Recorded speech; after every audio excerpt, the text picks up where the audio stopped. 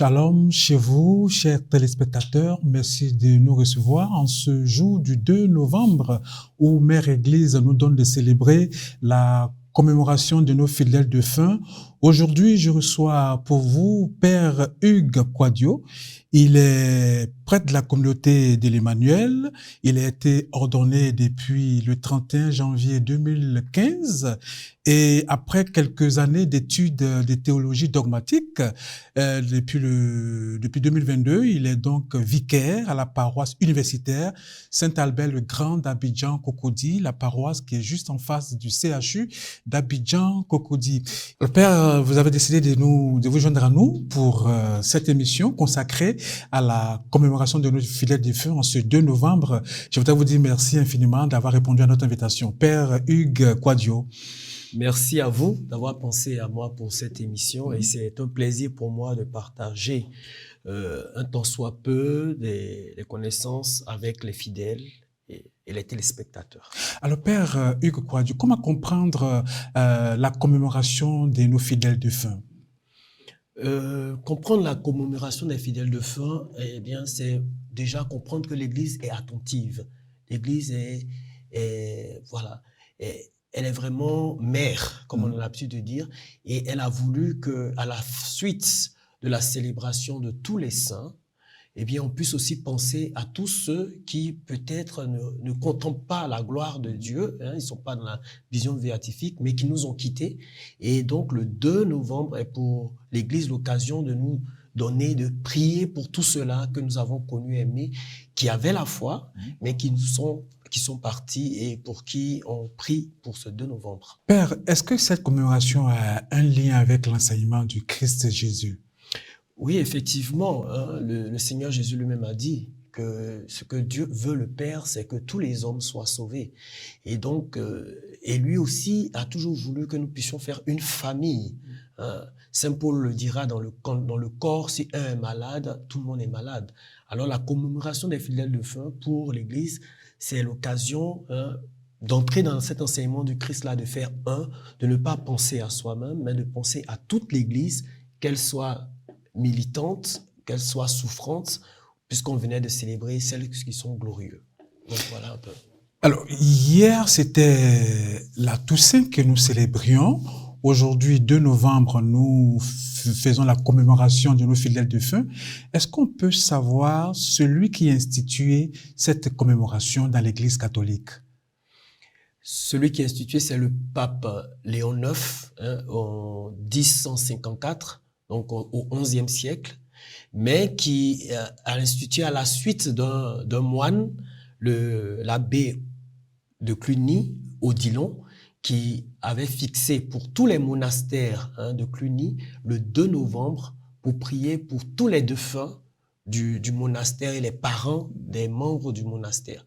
Et donc, quelques années plus tard, le pape a pris cette même date pour l'étendre à toute l'Église. Et donc, ce 2 novembre, nous prions pour nos fidèles défunts. Et donc, c'est à partir d'un monastère que cette fête a été instituée? Oui, cette commémoration. Oui. Par le pape Léon? Par le pape Léon IX, voilà, qui a institué au XIe siècle, 1054. Voilà. Alors, Père, que faut-il comprendre par les termes fidèles défunts?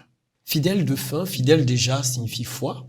Donc, c'est une personne avec qui on partage la foi en Jésus-Christ, mort et ressuscité, défunt qui est décédé. Et donc, les fidèles défunts sont tous ceux qui ont eu la foi dans le Christ et qui sont décédés. Et tous ceux qui ont cheminé avec nous, qui ont mis leur foi en Jésus-Christ, qui ne sont plus de ce monde-là, et ce sont ceux-là qu'on célèbre. Effectivement. Effectivement. Ça, oui. Alors, Père, est-ce que tous les fidèles défunts sont dignes d'être commémorés?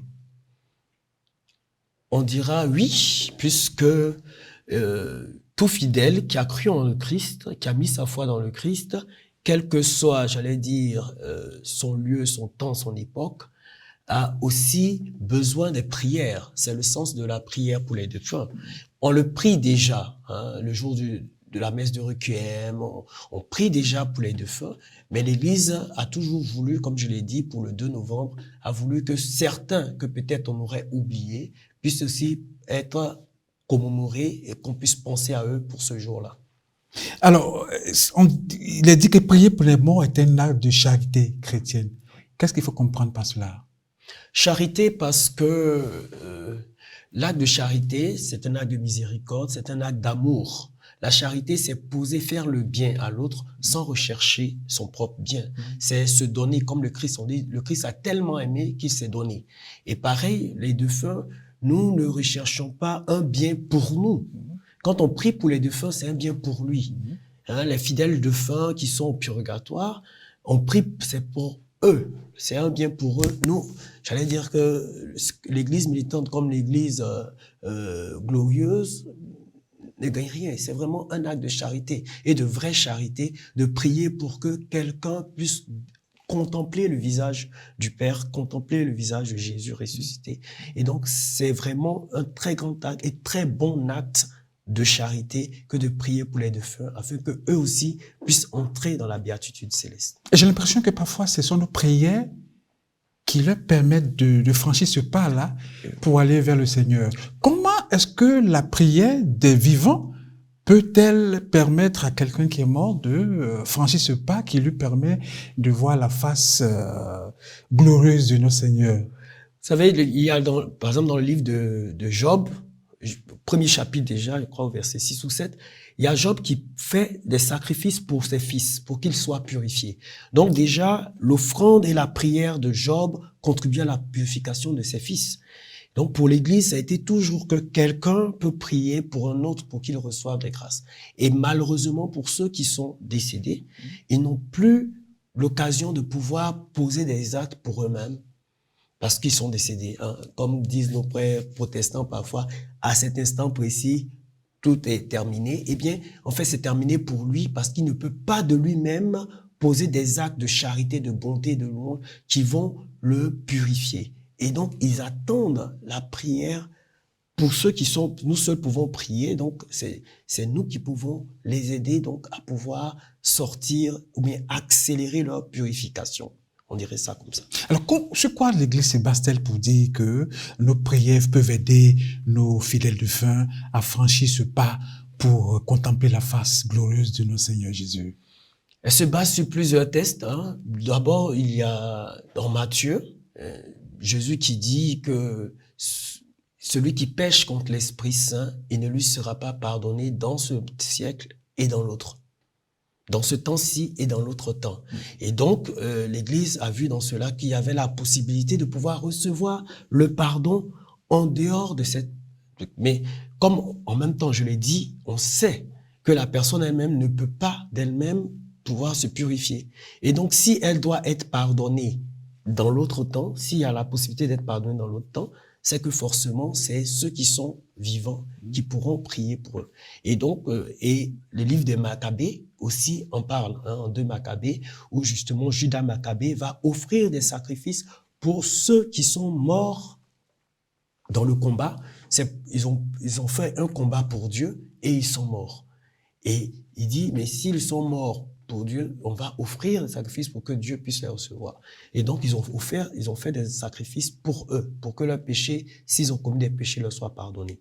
Donc, c'est ces deux tests-là, hein, qui aident l'Église à savoir que, eh bien, il y a la possibilité de pouvoir offrir des prières pour la purification de nos fidèles défunts. Alors, justement, c'est un passage sur lequel nos frères de protestants sont un peu dubitatifs. Ce texte de Judas Maccabée, c'est un livre qui fait partie des Saintes Écritures. Effectivement, hein, au temps de Jésus, c'était le livre qui était le plus utilisé, c'était les livres les plus utilisés parce que la Bible utilisée en ce temps-là, c'était la Septante, puisque voilà, c'était le grec qui dominait. Alors, le texte le plus utilisé était celui de la Septante qui contenait les livres de Judas Maccabée, hein, Maccabée 1 et Maccabée 2. Et il a été retiré du canon juif et protestant pour les juifs, je crois, à la fin du 1er siècle, et puis au 2e siècle. Et pour les protestants, ils l'ont retiré tardivement. Je sais que Luther les a mis de côté, il les a appelés apocryphes, donc c'est-à-dire que non révélés, mais pour question qu'ils les avaient quand même maintenus dans la Bible de Luther, il y avait les livres Maccabées, même s'il les appelait apocryphes. Et pour question de place, quand on a commencé avec l'imprimerie, des livres qu'on considérait pas révélés, on comprenait pas pourquoi les imprimer pour les mettre quand même dans la Bible. Et donc, ils ont préféré les retirer au 19e siècle. Donc, pour dire que les protestants l'ont retiré, et donc là, ils ne considèrent pas ça comme révélé. Mais nous, on est une église apostolique. Les apôtres, c'était la Septante qu'ils avaient. Ils n'avaient pas la Bible qui a été retirée après leur décès. Donc, c'est la version que nous, les apôtres, ont utilisée, que nous continuons à utiliser. Donc, tous les écrits, tous les livres de la Bible. Je parle de l'Ancien Testament. Oui, de l'Ancien Testament, voilà. Évidemment. Donc, tous les livres ont été conservés, l'Ancien Testament, du coup, au niveau catholique. Oui, au niveau catholique. Et retirés, d'abord chez les Juifs, puisqu'on utilise complètement normalement la Bible, l'Ancien Testament, qui est le canon des Écritures pour les Juifs.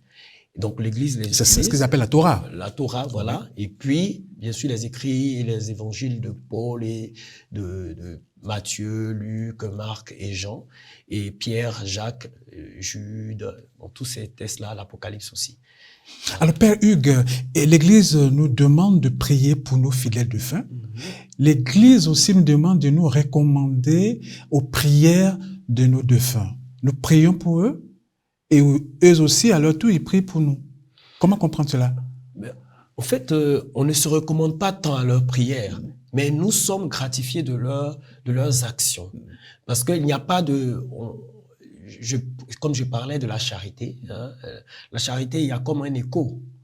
Quand tu poses un acte bon, tu reçois peut-être le sourire de l'enfant, tu reçois la personne à qui tu as posé un acte. Il y a quand même un mouvement, c'est pour ça que j'appelle écho, de cet acte que tu as posé. Eh bien, les fidèles défunts posent aussi des actes, j'allais dire, comme un écho, puisque normalement, ils sont pas capables de pouvoir réellement, de tout leur être, pouvoir le faire, puisqu'ils sont décédés. Et ils sont pas dans la béatitude céleste comme les saints, pour que eux puissent vraiment intercéder. Et donc, c'est en réponse, c'est juste une réponse, j'allais dire, naturelle, que quand je prie pour un défunt, quand je prie pour les âmes du purgatoire, je reçois des grâces. Mais plus, c'est pour ça que je dis que c'est indifféré. C'est plutôt notre action généreuse qui pousse Dieu, j'allais dire ça comme ça, à aussi nous bénir pour dire, voilà, mon fils est tellement bon, ma fille est tellement, à penser à ses frères et sœurs décédés, fidèles de feu, que je peux lui offrir c'est ce qu'elle demande. Donc, c'est surtout Dieu qui nous exauce et non pas la prière des âmes du purgatoire. Tout à l'heure, vous nous avez fait référence aux origines bibliques de cette commémoration de la commémoration des morts. Quel sens théologique pouvons-nous donner à cette célébration? Le sens théologique, c'est d'abord l'espérance, de dire que nous tous, nous sommes capables de pouvoir voir la gloire de Dieu. Parce que l'Église, justement, dans la commémoration des fidèles défunts, montre que nous sommes un. Et donc, cette espérance, parce que en même temps, on est conscient de notre faiblesse. On est conscient de notre petitesse dans ce qu'on est et on voit que ce que nous voulons dire à Dieu n'est pas toujours ce que nous disons, alors que nous l'aimons. Nous voulons vraiment être avec lui. Donc, il y a comme une insuffisance de ce que nous sommes et malgré cela, Dieu peut nous accueillir. Ce n'est pas noir ou blanc, mais il y a cette possibilité-là que parce que j'ai choisi Jésus, même si je ne suis pas encore parfait, je suis déjà sauvé. Et donc, c'est vraiment cette espérance-là qui nous est donnée. Et l'importance aussi de la communion des saints, c'est aussi un développement théologique, de dire que nous ne sommes pas seuls, on est en communion. Et voilà, c'est vraiment ces deux points-là, la solidarité, l'espérance et la communion des saints. Comment sommes-nous en communion avec les fidèles défunts? Est-ce qu'on peut aller en profondeur, Père, davantage? Comment on peut être en communion? Oui. La communion, déjà, est vécue dans le Christ. Vous voyez, Saint Paul, lorsqu'il était encore Saul et qu'il persécutait les chrétiens, il a découvert le Christ à travers les chrétiens. Parce que quand Jésus lui apparaît, il lui dit « Pourquoi me persécuter ?» Et Paul se dit « Mais je n'ai jamais rencontré Jésus. Comment je peux persécuter Jésus? » Eh bien, c'est à travers les membres de... Et c'est pour ça qu'il a développé le corps du Christ, le corps complet du Christ. Hein, et donc, il a compris que chaque chrétien est membre de ce corps-là. Et pour l'Église, et Saint Paul le dira, hein, il dit que je meure, que je vive, je suis au Christ. Et donc, pour l'Église, les vivants comme les morts sont unis au Christ à travers justement le corps. Et donc, c'est une communion. Et il nous faut, le Concile Vatican II l'a rappelé, il nous faut être conscient de cela. Parce que parfois, on est plus, soit on pense aux défunts, aux âmes du purgatoire, il y a une époque de l'Église, ou bien aux saints, ou bien à nous ici, actuellement, on est beaucoup plus dans le concret de notre vie. On oublie de comprendre que notre vie, comme vous parliez de eschatologie et la fin dernière, notre vie ici n'est qu'un stage, hein. On fait le stage, c'est maximum 1 an. Peut-être un CDD maximum 2 ans. Mais je travaille pendant 30 ans. Voilà. Donc, ici, et sur la terre, là, c'est vraiment juste un stage. N'oublions pas que on va devoir se déployer pour l'éternité là-bas. Et justement, cette fête et cette commémoration nous aident à cela. Et la communion des saints nous rappelle aussi cela, que nous avons des frères qui souffrent, ils sont au purgatoire. Nous avons des frères qui sont glorifiés, ils voient la vision. Et nous-mêmes aussi, nous pouvons, avec ce que nous sommes, avancer dans ce chemin avec le Seigneur. Donc voilà un peu la communion. Donc, si je comprends bien, notre vie terrestre est une sorte de stage pour la vie éternelle. Oui, chacun a un stage de 15 ans, 50 ans, 38 ans, 70 ans, 100 ans pour certains. Oui, c'est ça. Dans le but de se préparer. Et la préparation ici, c'est l'amour, en fait. Le but de notre vie, c'est d'apprendre à aimer Dieu de tout notre cœur, toute notre âme, et apprendre à aimer notre prochain comme nous-mêmes. Parce que c'est ce que nous ferons à l'éternité. Et Dieu permet cela pour adapter, j'allais dire, notre âme, notre vie à cet amour-là.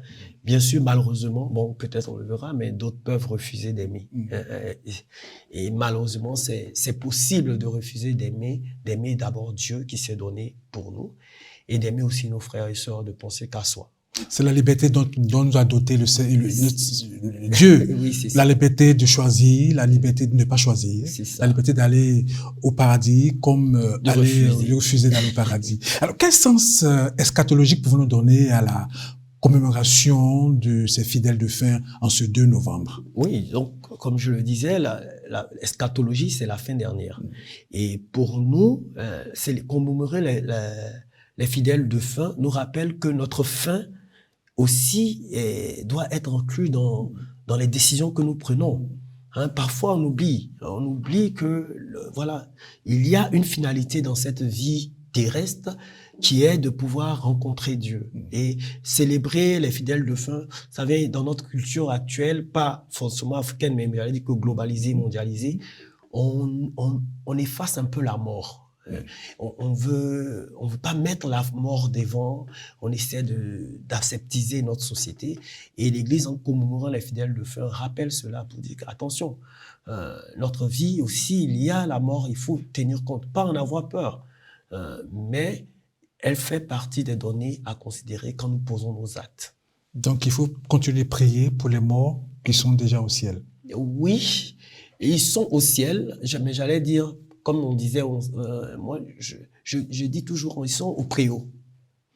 Au préau. Le purgatoire, moi, je le vois comme le préau. C'est-à-dire, j'arrive et puis on dit, ah, mais il faut que tu mettes, quand on a un grand spectacle, par exemple, qui est en train d'être fait, et puis on arrive un peu en retard, alors qu'on doit passer par le sas de vérification, on est en train de chanter mon chant préféré. Je suis triste, je souffre, mais pas parce que je ne suis pas au concert, mais parce que je ne suis pas pleinement dans le concert. Eh bien, c'est pareil. On prie pour les âmes du purgatoire, pour les fidèles de fin, parce que même s'ils sont déjà sauvés, ça, il faut le rappeler, être au purgatoire, c'est être assuré de son salut. Mais voilà, on prie pour qu'ils puissent contempler dans la plénitude la gloire de Dieu. Le Christ a pleuré son ami Lazare. Est-ce une bête d'espérance? Le Christ, qui est fils de Dieu, oui, il a pleuré son ami Lazare. N'est-ce pas une forme de faiblesse? Est-ce que cela doit nous conduire à la perte d'espérance? Non, puisque Saint Jean nous dit, le Verbe s'est fait chair, il a habité parmi nous. Dieu s'est réellement incarné. Et le fait que Jésus ait pleuré, il a pleuré aussi sur Jérusalem. Hein, et la lettre aux Hébreux nous parle aussi de pleurer même sur lui-même. Lui-même a pleuré par rapport à sa mort. On verra. Mais donc, pour dire que pleurer, c'est justement manifester cette humanité du Christ. Pour dire que Dieu a assumé toute la réalité humaine. Et pleurer une situation, pleurer ne signifie pas que je n'ai pas la foi, ne signifie pas que je suis coupé de Dieu, mais signifie que tout mon être est partie prenante de cette situation. Et Jésus, justement, en pleurant son ami Lazare, ne dit pas qu'il n'y aura pas la résurrection, puisque quelques secondes plus tard, pour ne pas dire quelques minutes, il va le ressusciter. Et il avait déjà dit que Lazare va ressusciter. Mais il est solidaire de la compassion de tous ceux qui sont là, qui souffrent de la souffrance de l'autre. Dieu n'est pas extérieur à ce que nous vivons. Voilà ce que nous dit les pleurs de Jésus. Et donc, ce n'est pas un manque d'espérance, mais plutôt une conviction d'espérance, puisque Dieu partage ce que je vis. Et si je désire la vie éternelle, Dieu le sait aussi. Voilà. Donc, c'est cette solidarité-là que Jésus témoigne en pleurant de son ami Lazare. Le Christ aussi a pleuré sa mort quand il s'est retiré la nuit avec ses fidèles, ses compagnons, pour ne pas dire ses disciples, et qu'il était triste, son âme était triste à en mourir. Il a pleuré sa mort, il a vu sa mort venir. Oui. La lettre aux Hébreux est un peu plus même précis. Hein. On dit avec des cris et des larmes, il a crié vers ce Dieu-là à qui il croyait. Mais il dit justement, Dieu l'a exaucé. En fait, justement, ces pleurs de Jésus, ces cris de Jésus, il dit, qu'est-ce qu'il dit? Non pas ma volonté, mais ta volonté. Et la volonté du Père, c'est que le Fils soit glorifié. Et le Fils aussi, ce qu'il voulait, c'est que le Père soit glorifié. Et sa prière, justement, ses pleurs et ses cris, n'ont pas empêché, mais ont confirmé justement que Dieu l'a écouté. Mais Dieu lui a montré, et cela aussi est pour nous un enseignement, que parfois nous pouvons dire à Dieu, Seigneur, ce chemin-là, je ne le veux pas. Mais Dieu dit, mais je veux ton bonheur. Et ce chemin que tu ne veux pas est en fait le chemin qui va te permettre d'atteindre là où je veux que toi, et même combler tes désirs. Et le désir de Christ a été comblé, il a été glorifié. Mais cela devait passer par la mort. Ce que nous aussi parfois on oublie, c'est que comme une mère doit faire passer, accepte que son enfant puisse tomber en marchant, mais cela est obligatoire, j'allais dire ça comme ça, s'il veut bien marcher, eh bien, nos cris et nos pleurs, nos souffrances, et même pour le Christ aussi, ne sont pas un frein, un obstacle à ce que Dieu veut pour nous. Dieu, il est toujours bon pour nous. Oui, on ne le comprend pas toujours. Parfois, c'est si difficile qu'on se dit que Dieu nous a abandonnés. Il ne peut pas nous prédire ce chemin, nous prévoir ce chemin-là. C'est tellement difficile. Parfois, tu as un fils unique que tu perds. C'est ça. Ton fils ou une fille unique que tu perds. C'est un boulot que tu exerces qui nourrit plusieurs personnes dans la famille. Tu perds ce boulot. Comment comprendre cette pédagogie de Dieu parfois pour les chrétiens, parfois qui perdent la foi? Oui, effectivement, cela nous permet de comprendre ce que je disais en parlant du stage, de la vie comme un stage. En fait, nous regardons toujours les personnes et même nous-mêmes, notre vie, en lien avec nous-mêmes ou en lien avec les autres, et non pas en lien avec Dieu. Mais pour le chrétien, lui, normalement, notre regard, comme Dieu le regarde, justement, nous, on voit la mort, je prends le cas, par exemple, de la mort, comme une finalité. Alors que Dieu, il voit, mon fils revient à moi, il a fini son stage. Il a signé son CDD et son CDI. Et il a signé contrat à durée indéterminée. Voilà, il a signé le CDI. Mais nous, on regarde ce qu'on était bien avec la personne. On était en salle de stagiaires ensemble, on mangeait, et donc c'est ça qu'on regarde. On regarde pas ce que la personne gagne, qui est d'être là où elle doit être, et puis ce que aussi Dieu veut. Et donc c'est pareil pour le chrétien. Tant qu'on ne m'aime pas, et c'est le sens de la fête, de la commémoration des fidèles de fin, c'est de mettre dans l'équation de notre vie la mort, en fait. Et non pas comme une fatalité, comme un truc, mais comme un passage aussi. Et quand on le voit comme ça, cela ne supprime pas les pleurs, la tristesse. Jésus a pleuré Lazare, alors qu'il savait que dans quelques minutes, il le ressusciterait. Donc, mais cela nous permet de garder l'espérance. Je suis en train de vivre quelque chose de douloureux, mais si, Seigneur, c'est ta volonté, donne-moi la force, comme Jésus a dit, non pas ma volonté, mais ta volonté. Donne-moi la force, tout simplement, de pouvoir traverser cela. Parce que quand nous refusons la croix, eh bien, nous perdons le temps. Saint Paul dira en Romains 8, 28, un de mes versets préférés, « Tout concourt au bien de ceux qui aiment Dieu. » Tout concourt. Il n'a pas dit certaines choses, il dit tout.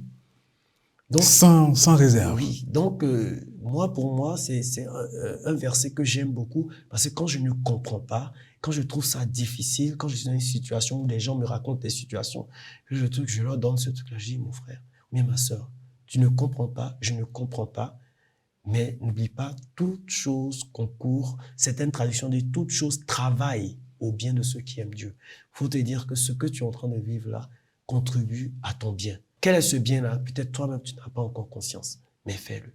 Avance. Le truc, c'est de ne pas perdre la foi. C'est la foi qui nous connecte à Dieu. Si on est en train de faire un téléchargement et que la connexion se coupe, le téléchargement est arrêté. Parfois, même quand l'ordinateur est en train de se réinitialiser et qu'il est en train de se relancer, on dit « Veuillez ne pas débrancher ». Parce que si tu déconnectes, eh bien, tu perds. Et pour nous, c'est la foi qui nous connecte toujours. Et donc, il faut garder la foi, même si je ne comprends pas, même si je ne vois pas où je vais, eh bien, je garde la foi, Seigneur. Je ne comprends pas pourquoi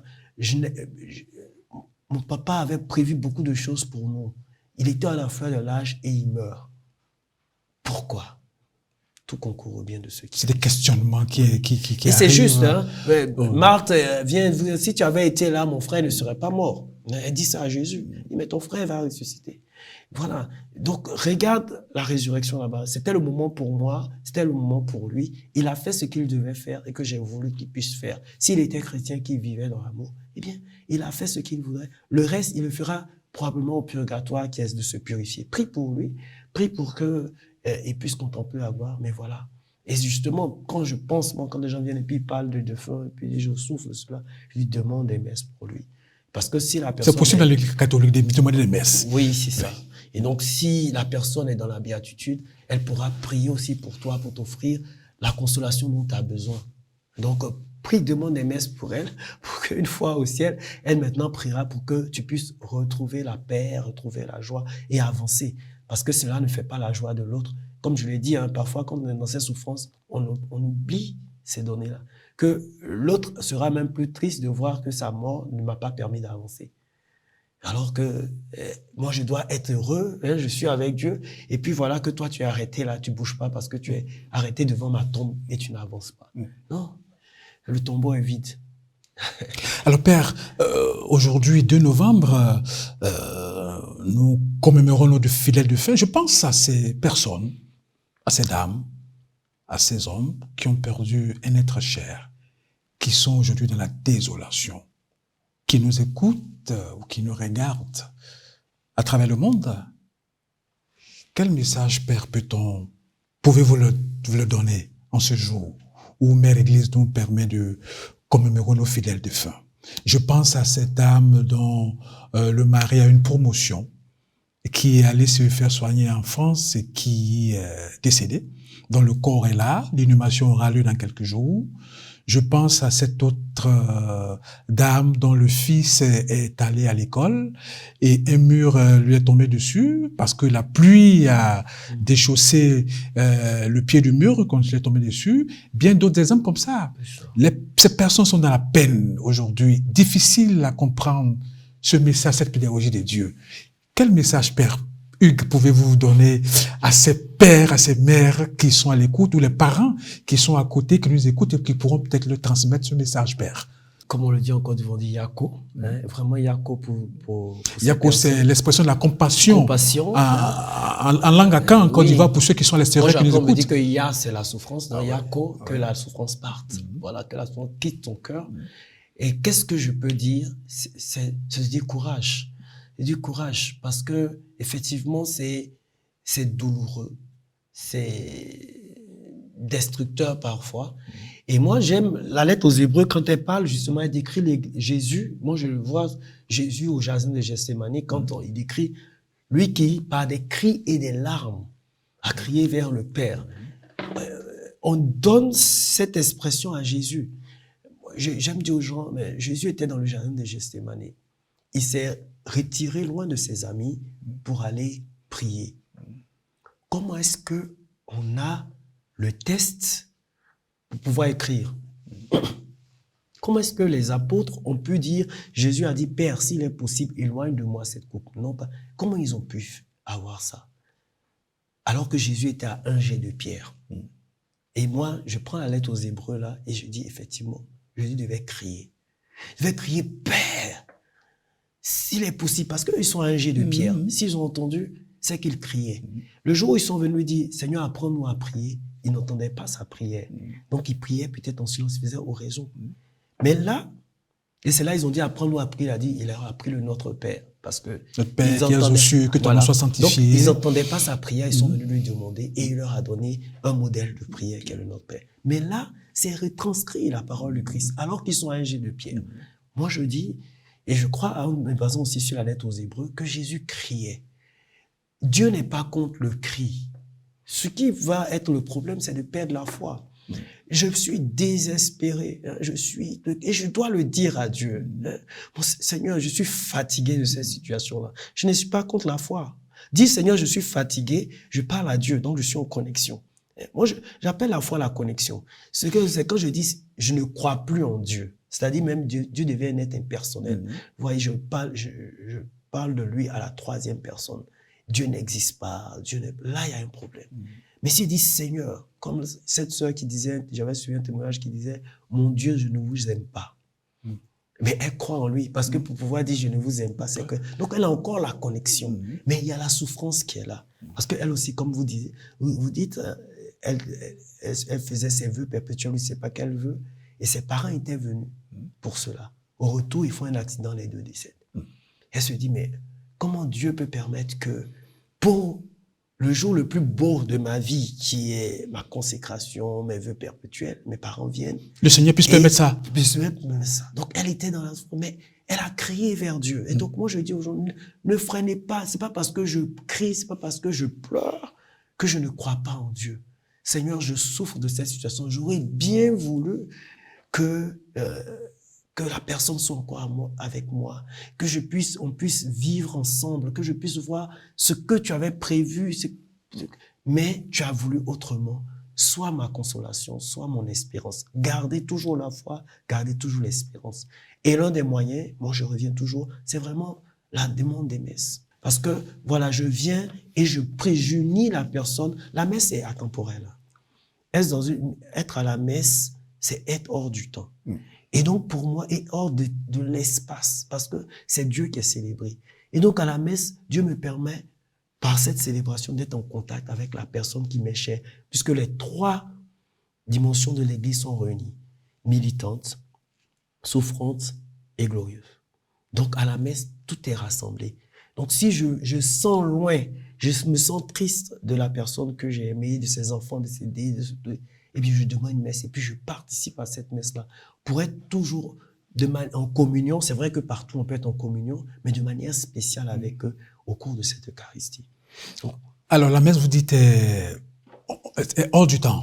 Quand je suis à la messe, ça veut dire que je rejoins le Christ il y a 2000 ans, comme je rejoins tout le futur qui va venir, et comme je suis hors de la Côte d'Ivoire, je rejoins tous ceux qui sont croyants en ce même endroit-là, pendant la messe. Oui, c'est cela. Effectivement. Le Christ a récapitulé toutes choses. Et comme il y a un unique sacrifice, il n'y a pas plusieurs sacrifices, il y a un unique sacrifice. Nous sommes rendus présents au sacrifice du Christ. Et ce sacrifice du Christ-là a récapitulé toute l'histoire. Ce qui fait que les messes futures, comme les messes sont tous dans cet unique sacrifice du Christ. C'est comme si, voilà, nous sommes à la Sainte Seine, le jeudi saint, nous sommes au vendredi au pied de la croix, nous sommes au dimanche de la résurrection. Dans une seule célébration, eh bien, il y a tout ce mystère-là qui est célébré. Oui, bien sûr, grâce à la succession apostolique, c'est parce que, justement, cette grâce a été communiquée d'évêque à évêque, d'apôtre à apôtre, d'évêque à évêque, jusqu'au prêtre, pour que nous puissions vivre cette communion. Il est dit aussi qu'à la messe, le ciel et la terre se rencontrent. C'est ça. Quand on dit le ciel, c'est le monde spirituel. Dieu, c'est pas le ciel, mais c'est le ciel là où Dieu habite, justement. Et Dieu est dans l'éternité. Et à la messe, nous sommes dans le temporel. Donc à la messe, il y a l'éternité qui rejoint le truc. Moi, je trouve ça très beau. J'aime dire que voilà, la consécration, Dieu déchire le ciel pour se plonger dans notre temps actuel. Et c'est pour cela que la messe est une grâce aussi actuelle. Parce que quand il nous rejoint dans l'aujourd'hui de notre vie. Ce n'est pas Hugues d'hier ou Hugues de demain, mais c'est Hugues de maintenant. La grâce que j'ai besoin aujourd'hui. C'est pour ça qu'on ne pourra jamais rattraper une messe. Si je n'ai pas participé à la messe, Dieu ne m'a pas dit, bon, comme il n'était pas là, je vais lui donner la grâce. Tu n'as plus besoin de cette grâce-là. Tu as besoin de la grâce d'aujourd'hui, qui doit te permettre peut-être d'avancer, des trucs. Mais la grâce de l'autre, elle n'est plus nécessaire. C'est la grâce d'aujourd'hui que tu as besoin. Donc, une grâce, elle est perdue, elle est perdue. On nous donne la grâce du moment. Les chrétiens catholiques doivent comprendre que la messe, ce n'est pas n'importe quoi. Oui. C'est la prière, par excellence, des prières. Oui. La plus grande et la plus noble des prières. L'Église dit c'est la source et le sommet de toute la vie chrétienne. Et Saint Jean-Paul II a dit le cœur a ajouté. Donc c'est la source, le sommet et le cœur de la vie chrétienne, parce que c'est une célébration dans laquelle le Christ lui-même se donne et est offert au Père. Et quand on prie, moi j'ai la grâce d'être prêtre et je découvre le sacerdoce, je dis ça aujourd'hui toujours, je découvre le sacerdoce en célébrant la messe. Parce que voilà, le prêtre, quand il dit nous, c'est pas lui seul, c'est toute l'Église. Quand on célèbre une messe, c'est tous ceux qui sont unis à l'Eucharistie. Et là, on est en train de faire, ça fait plusieurs minutes maintenant, il y a plusieurs messes qui sont célébrées à travers le monde. Et si je m'unis à une messe célébrée, eh bien, je reçois la grâce de cette messe célébrée-là. Parce qu'il y a la communion spirituelle qui est aussi importante que la communion physique. Voilà. Alors, je voudrais descendre un peu sur terre pour dire que le Christ aussi, il a sauvé le fils unique de cette dame, la veuve de Naïm. Naïm, oui. On pourrait faire peut-être un lien avec cette commémoration des morts, Père Hugues Quadio. Oui. Effectivement, le Christ nous montre qu'il est déjà là, il nous manifeste son autorité sur la mort. Il nous montre son autorité sur la mort pour nous dire que lui, il veut nous ressusciter. Il veut que nos défunts ressuscitent, soit avec lui. Parce que maintenant, la résurrection, elle n'est plus physique. Le fils de la veuve, il est décédé après, comme Lazare, pareil. Mais cette résurrection éternelle est déjà dans le plan de Dieu. Et ces résurrections, que ce soit la fille de Jaïr, l'enfant, le fils de la veuve de Naïm, comme Lazare, eh bien, c'est toujours un signe eschatologique des fins dernières pour nous dire qu'à la fin des temps, eh bien, Dieu veut ressusciter tous ceux qui ont été des amis, tous ceux qui ont touché son cœur. Comme Jésus, cette femme a touché son cœur, il a été saisi de compassion, eh bien, il a ressuscité. Ce qui est frappant dans les livres saints, c'est que Jésus découvre ce cortège qui s'en allait au cimetière pour inhumer le fils unique de cette dame, là, la veuve de Naïm. Il regarde et la mère sûrement était en pleurs. La foule aussi qui accompagnait ce défunt. Il s'est pris de compassion. Jésus, il a senti quelque chose pour cette famille, pour cette veuve. Oui, et puis ce qui est intéressant parfois, toujours en parlant de la communion des saints, vous remarquerez que ce n'est pas le jeûne qui a touché Jésus, c'est pas son corps là couché ou bien sa personne qui a intéressé Jésus, c'est les autres. Pareil aussi quand on parle de cette expérience de ces 4 personnes qui descendent par le toit avec leur ami grabataire, eh bien Jésus est touché par la foi des personnes qui l'ont porté. Comme pour dire que nous sommes capables par nos prières, par nos actions, de toucher Dieu de telle sorte qu'il bénisse nos proches. Parce que c'est cette dame-là, cette mère-là, parce que Dieu a posé son regard sur elle, qui a donné la vie à son fils. C'est pas lui qui a dit, Seigneur, sauve-moi. C'est elle. Et parfois, un chrétien, je prends ça comme exemple, je dis, même dans ton entreprise, pour ton bien à toi, Dieu peut faire signer des contrats à ton entreprise. Tu es le portier de l'entreprise, mais parce que tu dois être toujours payé, rémunéré, l'entreprise a des contrats pour que Dieu s'assure que toi, tu es payé. Alors que c'est pas toi qui fais signer des contrats. Comme pour dire que le chrétien, ou bien la personne amie de Dieu, pour son bien, Dieu bénit plusieurs personnes autour d'elle. Et la femme, la veuve de Naïm, voilà un exemple. Qui sont les damnés? Les damnés, c'est les personnes qui ont refusé l'amour. J'allais dire ça comme ça. Dieu se propose, je mets devant toi la vie ou la mort. Choisis la vie. Il y a des personnes capables de choisir la mort. Donc de refuser, de croire que Dieu a tant aimé le monde qu'il a envoyé son Fils unique, qui refusent d'accueillir cet évangile du Christ. Il y a des personnes qui sont capables de dire non. Et quand elles décèdent, eh bien, elles sont coupées de la présence de Dieu. Quel est le sort, Père? Est-ce qu'on peut prier pour ces personnes, ces damnés-là? Non, elles sont en enfer. Donc, et là, on rejoint les protestants, les évangéliques sur ce point. En fait, parfois, j'aime dire que nous, on donne le détail de ceux qui sont au ciel. Eux, ils te disent seulement que soit tu es en enfer, soit tu es au paradis.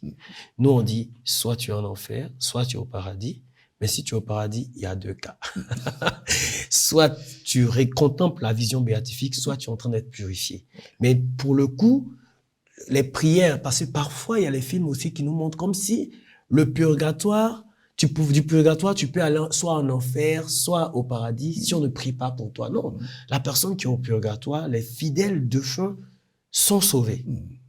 Celui qui est en enfer, donc qui a refusé la grâce, ne peut plus recevoir les prières. C'est un peu comme je dis, c'est la communion. S'il n'est pas dans la communion, il peut pas recevoir. Un corps qui est coupé, mon doigt qui est coupé, là, qu'on dépose là, il peut plus recevoir la circulation sanguine de mon corps. Il peut plus. Et donc, alors que, je sais pas, mon pied qui est blessé, tant qu'il n'est pas amputé, reçoit encore la circulation sanguine du reste du corps. Donc, les biens, la nourriture que je mange, les éléments nutritifs pour le guérir, il peut. Le pied qui est cassé, qui est dans le plâtre, reçoit aussi tous les éléments nutritifs du corps, même s'il est blessé. Alors que celui qui est amputé ne reçoit rien. Et donc, celui qui est en enfer, et c'est lui qui décide. Une âme damnée, c'est elle qui a décidé, qui a refusé d'être dans l'amour, donc doit être en communion avec Dieu qui est amour. Eh bien, on ne peut plus. Même si on le veut, le corps veut bien avoir ce pied-là avec lui. Quand on t'ampute ou bien on te coupe, tu veux bien avoir le pied. Mais il n'est plus là. Et donc, tu ne peux pas. Et donc, ce n'est pas que nous ne voulons pas, mais nous ne pouvons pas. Même si on prie des heures et des heures, eh bien, on peut rien faire pour cette personne-là qui est damnée. Ça en est fini pour eux. Dieu utilisera les grâces. De par le choix. Propre choix, oui. C'est ça. On est libre. C'est pour cela qu'il faut toujours se plonger dans la miséricorde de Dieu. Seigneur, prends pitié. Parfois, on a des parents qui n'ont jamais mis pied à l'église. Certains ont peut-être reçu le baptême, peut-être jeunes, à un âge jeune, enfant, mais qui ne sont plus allés à l'église, ne manifestaient aucun acte de foi. Et puis, à la mort, la famille souhaiterait la célébration de la messe des défunts pour eux. Parfois, c'est compliqué. Oui, parce que déjà, il y a la question pastorale. C'est pas tant théologique ou bien même canonique, parce que il peut y avoir des arguments pour dire que du moment où on est baptisé, on a droit à cela. Mais pour des questions pastorales, pour des questions d'éducation, quand on dit pastorale, c'est surtout pour mettre en avant le fait que on a besoin d'être formé, d'être éduqué. Et donc, la pastorale, c'est le pasteur, celui qui t'aide à comprendre. Et pour des raisons pastorales, eh bien, on est obligé de refuser. Parce que cela va laisser entendre autre chose que ce qui est. La personne a décidé. On ne sait pas. L'Église n'enferme pas. Il n'y a pas d'enfermement. Comme disait, on a des procès de canonisation. On n'a pas de procès de dire tel va en enfer. C'est pas parce que tu n'auras pas reçu la célébration, la messe, les trucs, que forcément tu iras en enfer. Non, on peut prier pour le défunt. Vous pouvez venir demander des messes. Mais pourquoi vouloir faire vivre la personne ce qu'elle-même de son vivant a refusé? Elle ne venait pas à l'église. Pourquoi à son décès, eh bien, on va maintenant emmener son corps à l'église alors qu'elle-même refusait? C'est pas parce qu'on viendra à la messe avec le corps qu'elle est garantie d'être sauvée. Comme c'est pas parce qu'on ne fera pas qu'elle est condamnée à être en enfer. Non. Donc, ne mélangeons pas les choses. La personne n'a pas voulu. Venez demander des messes pour elle, pour le repos éternel de son âme. Dieu seul sait ce que la personne a vécu dans les dernières secondes, les dernières minutes, les dernières Comme heures. le dernier, l'un des larrons sur la croix C'est avec ça. le Christ. Donc, nous, on est objectif, on regarde l'objectivité de sa vie, mais Dieu sait que mais il a fait acte de repentance. Et donc, c'est pour ça qu'on demande des messes. Parce que on va pas dire qui a droit à recevoir les messes, comme vous avez demandé, qui a droit d'être honoré. Nous, on n'a pas à dire qui a droit à recevoir, mais tout le monde. On prie pour tout le monde. Celui qui est damné, j'allais dire ça comme ça en griffe, eh bien, la messe qu'on fera pour lui, eh bien, la grâce produite sera donnée aux âmes qui, peut-être, on ne prie pas, pour qui on ne prie pas. Sur la croix, le vendredi saint, le Christ avait à ses côtés 2 larrons. C'est ça. Il y en a un qui lui rentrait dedans pour parler de manière triviale, comme les Ivoiriens. Il lui rentrait dedans avec toutes les injures. Et puis l'autre qui était plein de compassion, qui a dit, mais lui, il n'a rien fait. Nous, au moins, on a péché, on paye pour ce qu'on a fait, mais lui, il n'a rien fait. Seigneur, souviens-toi de moi quand tu seras au paradis. Le Christ lui a répondu, ce soir même, tu seras avec moi au paradis. Père, peut-être un rapport, peut-être pour des personnes qui se ressaisissent à la dernière minute, hein, qui croient pas, mais à la dernière minute. Ouais, mais justement, en fait, c'est pour cela que l'Église nous invite à toujours apprendre à demander pardon, à s'offrir à la miséricorde, parce qu'on ne sait pas à quel moment. Et donc, chaque fois que j'ai mon cœur qui m'invite à dire Seigneur, prends pitié, eh bien je dis Seigneur, prends pitié. Chaque fois que j'ai envie je ressens encore de me plonger dans la miséricorde, dans l'amour de Dieu, eh bien je le fais. Parce qu'on ne sait pas à quel moment Dieu est en train de m'interpeller pour dire mon fils, reviens. Et donc si j'ai la possibilité, je me redonne à Dieu. Et ce bon larron, justement, il a saisi l'occasion. Lui, il est là, il a dit Seigneur, souviens-toi de moi quand tu reviendras dans ton paradis. Donc, il s'est offert, Seigneur, souviens-toi de moi, ta fille. Seigneur, souviens-toi de moi, ton fils. Et Jésus lui dit, aujourd'hui même. Tu seras avec moi au paradis. Aujourd'hui. Donc, se recommander à Dieu, Seigneur, c'est vrai, je me suis éloigné de toi, mais souviens-toi de moi. Peut-être aujourd'hui même, là, Jésus va te dire, reviens. Et tu vas attendre tellement que ta vie va changer. On a tellement de témoignages de gens que le jour où ils ont dit, Seigneur, j'ai besoin de toi dans ma vie, il s'est manifesté et ils ont changé. Saint Paul, il a fallu juste d'un jour pour qu'il soit ce Saint Paul-là. Donc, nous tous, nous recommandons la miséricorde de Dieu. Hein, c'est justement ce jour où on célèbre la commémoration des fidèles de fin, c'est surtout justement de se recommander à sa miséricorde et de recommander nos frères et nos sœurs que nous avons connus, aimés, et même ceux qu'on ne connaît pas, parce que c'est aussi le sens. On a fêté tous les saints, c'est-à-dire ceux qui sont dans le calendrier, ceux même qu'on ignore. Pareil aussi, on prie pour les défunts que nous avons connus et aimés, mais mon arrière-grand-père, je ne connais plus, mais j'ai eu l'occasion de prier pour lui, pour que, voilà, il puisse aussi contempler le visage du Père.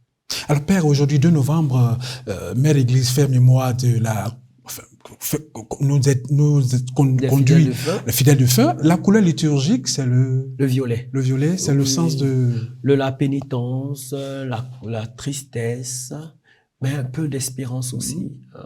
Donc, voilà, c'est les couleurs liturgiques. Comme on a le blanc pour la fête, on a le rouge pour les martyrs, le vert pour le temps ordinaire, l'espérance. Eh bien, on vit là la compassion, on vit là le deuil. Et donc, la couleur du deuil, il y avait aussi le noir avant, mais on a essayé de simplifier les couleurs liturgiques, même si tout peut être pris, mais voilà, on est dans le violet comme couleur de deuil, de souffrance, de pénitence. Hier, c'était le 1er novembre. Mère Église nous a amenés à célébrer la Toussaint. C'est tous ceux qui sont dans la béatitude. Voilà. Aujourd'hui, c'est la commémoration des fidèles de fin. Quel lien peut-on faire entre ces 2 célébrations? La Toussaint hier et la commémoration des morts aujourd'hui. En fait, la Toussaint, comme on le dit, c'est pour tous les saints. Parce que l'Église elle-même, comme je l'ai dit, c'est le bon sens. Hein. Dans le calendrier romain, on a un certain nombre de saints. Mais on sait que du simple fait de la vie chrétienne, il y a beaucoup de saints. Il y a beaucoup qui contemplent la gloire de Dieu. Et donc, l'Église célèbre à la Toussaint tout cela.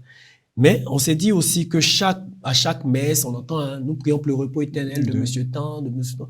Mais on se dit aussi que, de la même manière qu'il y a beaucoup de saints pour qui on n'a pas fait de messe spéciale pour cela, il doit aussi avoir assez de fidèles de fin pour qui on ne prie plus.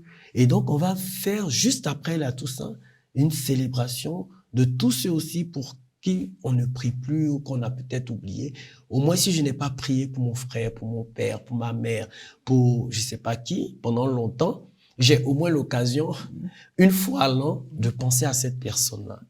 Et voilà, donc c'est l'occasion, c'est ce lien-là, de dire que l'Église prend en compte tous ses enfants, pas seulement ceux pour qui on pense, pour ceux qu'on prie, hein. Sainte Rita, qu'on connaît des grands saints que tout le monde prie. La Vierge Marie, là, c'est hors catégorie. Oui. Donc, mais pour dire qu'on prie beaucoup de saints, mais il y a d'autres qu'on ne prie pas. Et donc, qu'on ne célèbre pas, j'allais dire ça comme ça. Et donc, l'Église a fait la Toussaint. Et c'est pareil pour les défunts. On prie pour papa, pour maman, pour tel qui vient de décéder, qui est décédé il y a 2 ans, 3 ans. Quand on dépasse même 10 ans, c'est rare qu'on se souvienne encore de la personne. Eh bien, l'Église aussi dit, en lien avec la Toussaint, où on pense à tous les saints, pensons à tous les défunts pour qui aussi on ne prie pas. Et donc, le 2 novembre a été institué, comme je l'ai dit, à partir du pape Léon IX, en s'inspirant de l'abbé de Cluny, hein, le moine. Eh bien, on a fait aussi le 2 novembre la prière pour les fidèles défunts. Généralement, le 2 novembre, on part au cimetière pour fleurir les tombes de nos fidèles défunts. Oui, normalement, mais comme c'est pas férié, parfois on part le 1er dans la soirée, dans l'après-midi, on part pour fleurir. Sinon, c'est normalement le 2 novembre. Mais voilà, parfois, les pères même partent aussi au cimetière pour prier, pour recommander ceux qui sont là. Alors, en Afrique, il y a une assertion qui dit où les morts ne sont pas morts. Comme Birago Diop l'a dit dans un de ses poèmes-là. Quel sens théologique et eschatologique pourrons-nous donner à cette assertion? Déjà, c'est une assertion vraie, puisque pour nous, chrétiens, les morts ne sont pas morts. Puisque Saint Paul dira dans sa lettre, justement, aux Corinthiens même, que, justement, que nous vivons, que nous mourons, nous sommes dans le Christ. Donc, pour nous, et puis Jésus lui-même a dit, hein, le Seigneur, il est le Seigneur des vivants. Hein, le Dieu d'Abraham, d'Isaac, de Jacob, il n'est pas le Dieu des morts, il est le Dieu des vivants. Donc, pour nous, les morts ne sont pas morts. Donc, c'est vraiment une assertion vraie, eschatologique, parce que, justement, nous pourrons nous voir. Mais est-ce que, en cela, du côté africain, c'est la même conception? Là, maintenant, il faut purifier notre regard. Parce qu'on voit déjà que nous, on a beaucoup plus, on dit les morts ne sont pas morts, mais on a beaucoup peur des morts. C'est cela. Les morts ne sont pas morts, mais on a beaucoup peur des morts. Alors que justement, si nous sommes chrétiens, le mort n'est pas mon ennemi. Le mort, s'il est dans l'amitié avec Dieu, n'est pas mon ennemi. Et s'il n'est pas dans l'amitié avec Dieu, il n'a plus d'impact sur moi, qui suis dans le corps du Christ. Comme je l'ai pris, je prends l'exemple du pied, hein, le pied qui est amputé. Eh bien, il n'a plus un impact sur moi. S'il est amputé, il est en enfer, il ne peut pas me faire, il peut plus rien me faire. Le pied qui était gangréné, qu'on a coupé, il fait plus du mal au corps. Donc, c'est pareil. Donc, l'Afrique, on peut déjà se baser sur cela pour aider les Africains à comprendre la communion des saints, mais on a aussi à purifier cette vision de la mort qui est plus effrayante, à part bien sûr ceux qu'on trouve qu'ils ont bien vécu, qui sont nos ancêtres. Là, eux, on n'a pas trop peur, mais les autres, c'est un fantôme, mais il n'a pas d'impact sur toi. Il faut pouvoir faire confiance à Dieu, être uni à Dieu pour justement avancer et ne pas freiner. Père Hugues, nous sommes à la fin de cette émission. Votre mot de conclusion? Voilà, comme mot de conclusion, je voudrais encore une fois souhaiter une bonne fête de la Toussaint. C'est vrai que c'était hier, et aussi une bonne commémoration des fidèles défunts. C'est vrai que c'est un peu comme le mariage. On nous dit qu'il y a un jour pour le mariage, mais on se marie toujours. C'est-à-dire que toujours on doit penser à accueillir son épouse ou son époux. De la même manière aussi, moi, je voudrais dire, n'oublions pas nos frères et sœurs défunts. N'attendons pas le 2 novembre pour prier pour eux.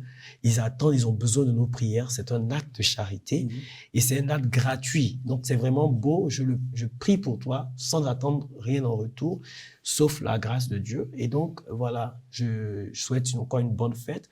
Nous allons entrer dans quelques semaines dans le temps de l'Avent. Alors aussi, je souhaite qu'on puisse vivre une belle année liturgique pour cette année qui vient.